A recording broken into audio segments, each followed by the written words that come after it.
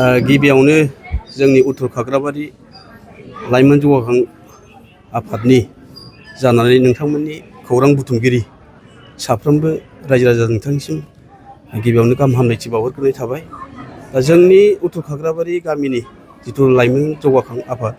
बेयो थांनाय 2015 मायथाइयावनो गायसनजादों आरो बेखौ गायसननायनि आन्दोआव माखासे थांखिफोर दं, जेराव जोंनि गामिनि सिङावहाय गामिखौ जौगाखांहोनो थाखाय, गामिखौ मोनसे चेन्ज खालामहोनो थाखाय माखासे बिथिंजों जोङो बाहाय थांखि लाबोनाय जादों। जेरै जोंनि बिमा बिफाफोरखौ जोंनि देरबोनाय उन्दै गथ'साफ्रा गावनि आंगो बिमा बिफा होननानै सिनायनो रोङा, देरसिन दुइसिननि गेजेराव सोमोन्दो लाखिनो रोङा, लोगोसे जोंनि मेट्रिक आनजादाव देरहासार जालांनाय उथ्रिसार जालांनायफोरखौ बरायनायजों लोगोसे बिथांमोननि लाइफआव मोनसे काउन्सिलिं होनायनि मोनफा मोनफा इडुकेसन बिथिङाव जोङो बिथांमोनखौ माब्रैबा इन्सपायार खालामनो हायो आरो बिथांमोनखौ साफा साफा जोङो doctor, engineer, officer, professor, IAS officer, SS officer आरो मोजां बिजनेसमेन, मोजां राजनितिगिरि हिसाबै साफा साफा जों गायसननो थाखाय बे जौगाखां आफादनि गेजेरजों जों थांखि लाबोदों। जोबोद गोजोनथाव। जोंनि उत्तर खाग्राबारि लाइमोन जौगाखां आफादनि बानजायनायाव गुबुन बोसोरनि बादि देग्लायबो जोङो जोबोद गाजा गोमजायै फालिनो थाखाय साखाफारा जादों। जोंहा मोनसे बे आफादखौ दैदेननो थाखाय जोंनि उत्तर खाग्राबारि गामियाव मोनसे फान्ड क्रिएट खालामनाय दं। बे फान्डजोंनो जोङो रावनिबो सायाव सोनारालासिनो बोसोरफ्रोमबो जोङो बेबादिनो जोंनि गेजेराव मोनसे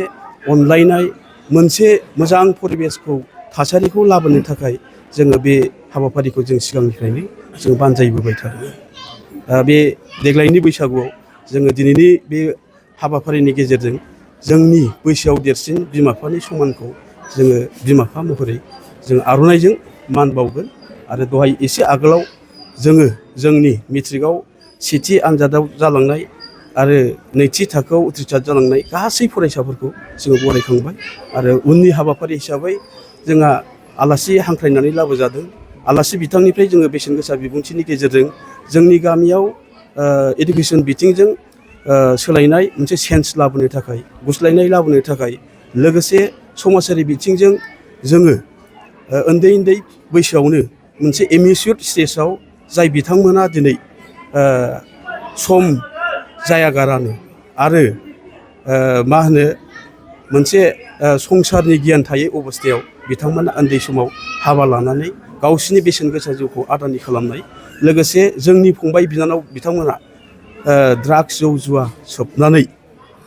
गाव गावनि फरायसा लाइफखौ बुथारनायजों लोगोसे बिमा बिफानि गोथार मिजिंखौबो थेर बेथेर खालामनाय, बे बिथिंजोंबो जोंनि आलासि बिथांमोना आरो जोंनि रायजो राजा बिथांमोना सम सम सावरायनाय जायो।